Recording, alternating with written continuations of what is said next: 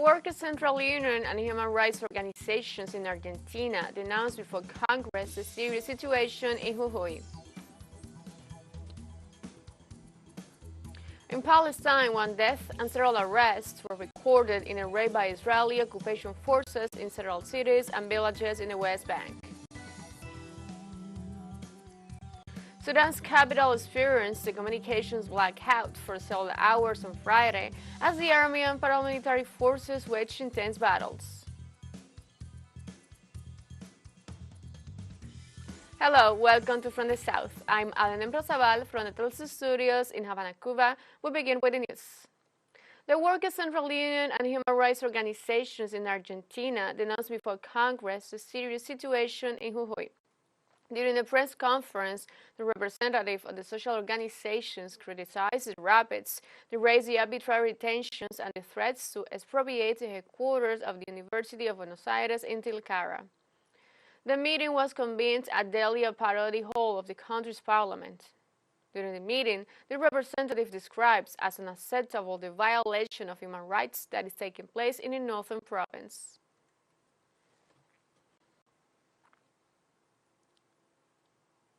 In Cuba, the peace delegation of the governments of Colombia and the National Liberation Army, ELN, signed a protocol of specific action for the bilateral and temporary ceasefire with the participation of society. The negotiation team signed on Friday the 13 protocols and technical documents that they are developing to implement the ceasefire, in which civil society will join.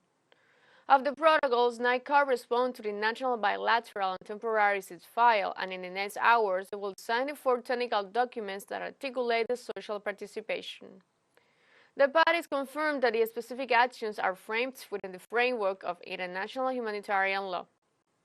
Among the action, it is highlighted that both the government and the insurgent group must ratify the cease of offensive actions.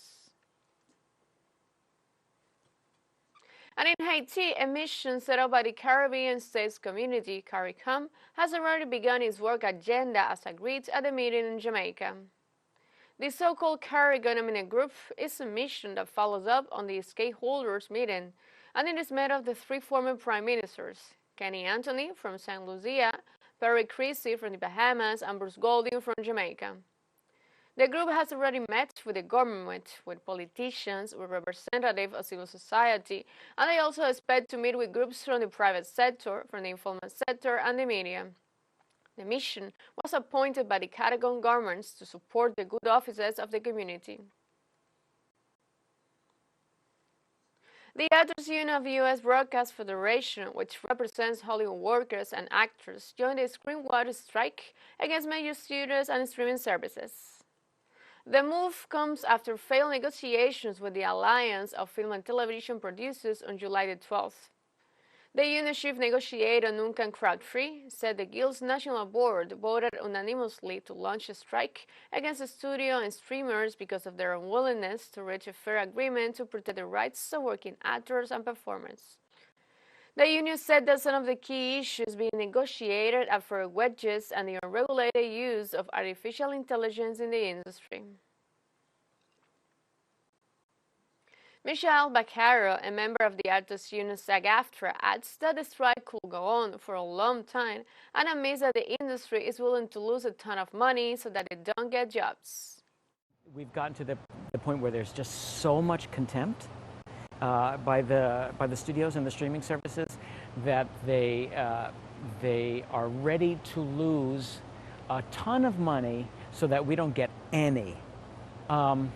But I feel like SAG is partly responsible for this because over the last 20 years I've seen them give away so much stuff. And to the point where I think the producers feel emboldened and empowered, and they're in a position now where, again, they feel like they don't need us anymore. They don't need writers, they don't need actors.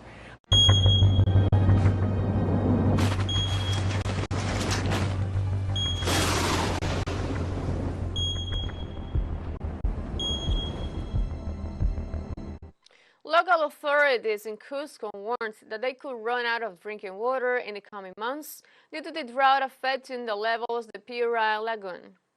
In this sense, authorities have asked the Peruvian President Dina Boluarte to declare the province an emergency. They also pointed out that the Pura Lagoon is one of the two main sources of water for the company. The president of the board of directors of the municipal water company, Juan Figueroa, pointed out that this lagoon has not reached the level it normally has to supply the liquid and emphasized that in spite of the 60 days of rationing, the estimates are worrying. Let's take a short break, but remember you can join us on TikTok at teleSUR English where you find news in different formats, new dates, and more. Other studies coming up, stay with us.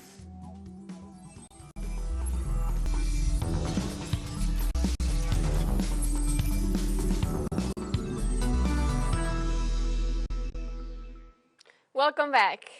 In the United Kingdom, Prime Minister Rishi Sunak has revealed the government's plan to raise fees for migrant visa applications and the immigration health surcharge.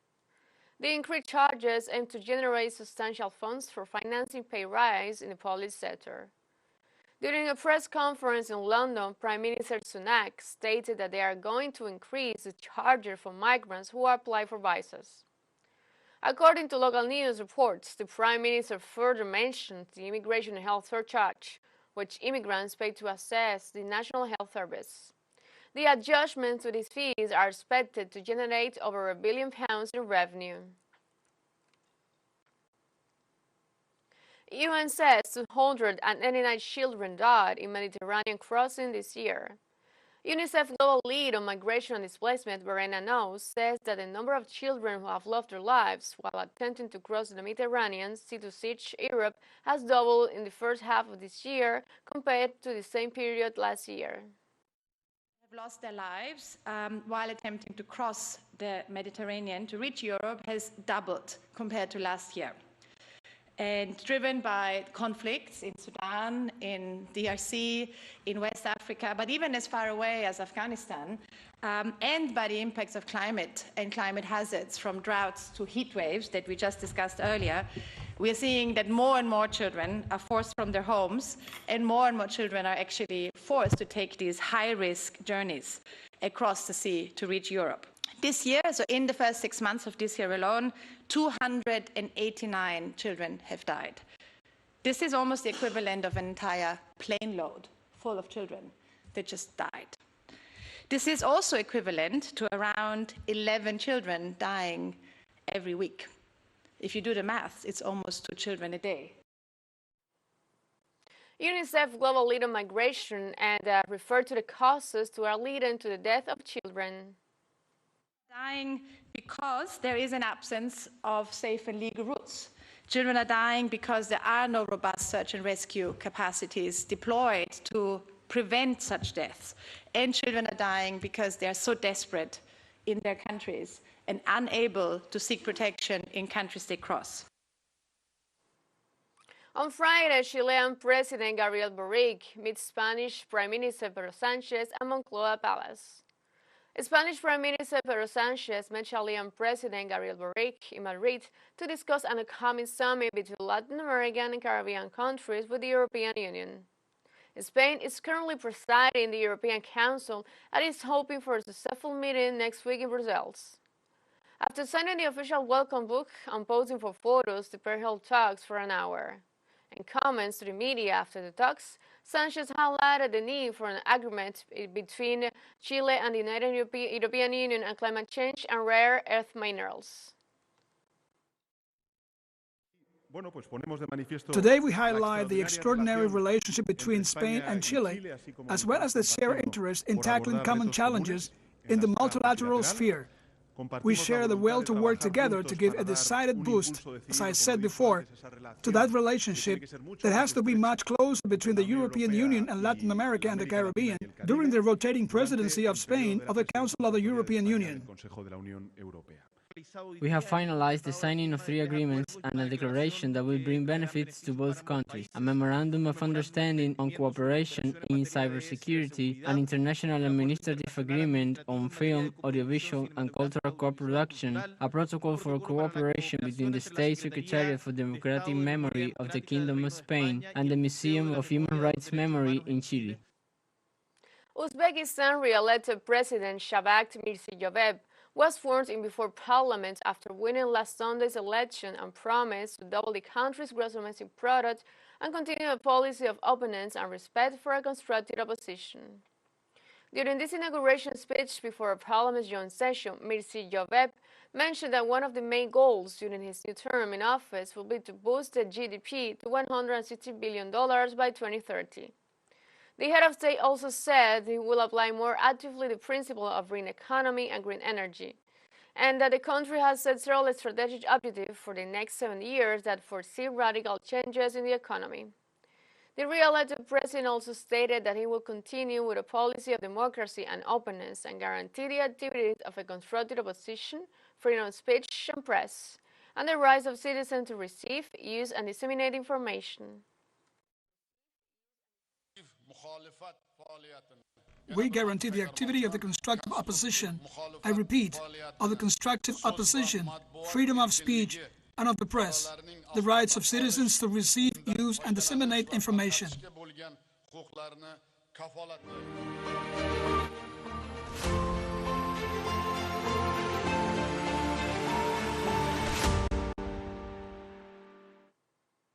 From Turkey, President Recep Tayyip Erdogan assured that his Russian counterpart Vladimir Putin has agreed to extend the Black Sea Grain Agreement, which contributes to the aid efforts in the race of the world food crisis. The grain agreement is about to expire on July 17, and Erdogan said that Putin accepted the extension, although he stressed that more of the grain goes to the European Union and not to the poorest nations. This provision allowing the export of grain from Ukraine to alleviate the world food crisis was signed most after the beginning of the Russian special military operation. Likewise, the Turkish president also stated that he is ready to receive President Putin in Istanbul in August. We have a second short break coming up, but before we invite you to visit our YouTube channel at teleSUR English. There you'll be able to rewatch our interviews, top stories, special broadcastings, and more. Hit the subscribe button and activate the notification bell to stay up to date on the world's more recent events. Final short break, don't go away.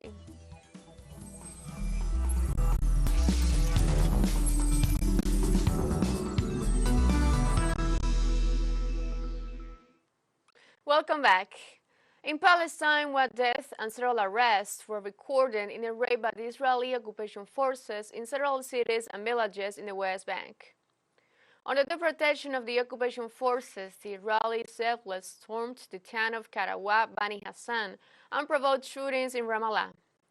Similar events occurred in the towns of Habad al-Sharif, Karf Kadun, and Tuku, where armed clashes took place. In this regard, the United Nations urged Israel to force evictions and describe Israel's policy as apartheid.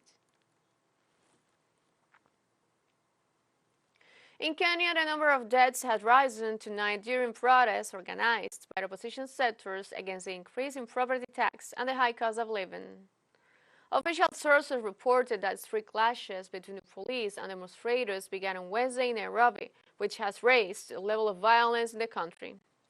On the other hand, social and humanitarian organizations questioned the actions of the police forces against the protesters. These demonstrations were called by the unsuccessful candidate in the presidential elections of August 2022, Raila Odinga, who demands the resignation of President William Ruto. On Friday, Sudan capital experienced communications blackout for several hours as the army and paramilitary forces waged intense battles. The source of the malfunction was not clear, though mobile and internet networks were restored by the afternoon. Throughout the day, columns of black smoke were seen rising near the army headquarters in the center of Khartoum, as well as in the southern part of the city. Witnesses in northern Khartoum said there were clashes using all kinds of weapons. In addition, in Omurdan, witnesses reported fire jets and drones flying overhead. Since April 15, the Sudanese army has been at war with the paramilitary rapid support forces, leaving at least 3,000 people dead and more than 1.7 million displaced. On Friday, the Senegalese government announced that the death toll had risen to 14 and 4 injured, following the capsizing of a parrot in St. Louis. A previous death toll established by Interior Minister Antoine Félix Abdallah Diom during a visit to St. Louis the same date have been 8 dead and 4 injured. All state services have mobilized to provide support and comfort to the survivors. The text gives no details on the circumstances of the new death toll of 14 or on the survivors of the number of people on board the boat. The local press reported that 6 new bodies had been discovered on the coast near St. Louis, and according to local media, the boat was carrying migrants, and the death toll could be much higher, as these 5 rocks are often crowded and can hold dozens of people. On Friday, the government of the southeast South African province of KwaZulu-Natal held a preparatory meeting for the BRICS summit. The meeting focused on discussions aimed at encouraging young leaders from the BRICS nation to engage on global challenges and economic social issues to contribute to the development agenda. The meeting also addressed identifying innovation decisions, investments, and successful measures that leaders should implement to promote gender equality and equality, fostering prosperous and inclusive African economies. South Africa will host the 15th summit of the BRICS nation on August 23-24.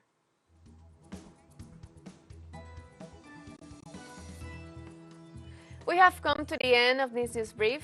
You can find this and many other studies on our website at telesurenglish.net. And join us on social media, Facebook, Twitter, Instagram, Telegram, and TikTok. For TeleSUR English, I'm Alena Razabal. Thank you for watching.